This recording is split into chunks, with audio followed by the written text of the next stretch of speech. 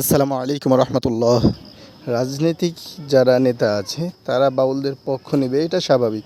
কারণ তারা তো ইতিপূর্বে ইসলামেরই বিপক্ষ নিয়েছে।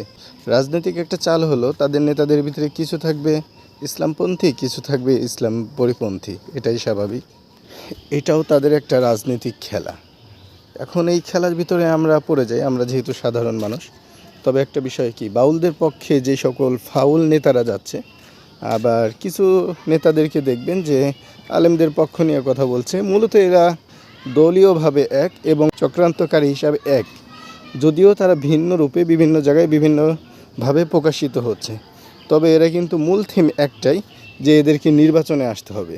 আর এখন এদের টুপির দামও অনেক বেড়ে গেছে, টুপিও দেখবেন যে এদের মাথায় উঠেছে। আসলে মূলত ধর্ম ব্যবসায়ী তারাই, যারা নির্বাচনের সময় ধর্মকে কাজে লাগায়, যদিও দোষটা চাপাতে চায় হুজুরদের উপরে। আল্লাহ তাআলা সহিহ দান করুক, আমিন।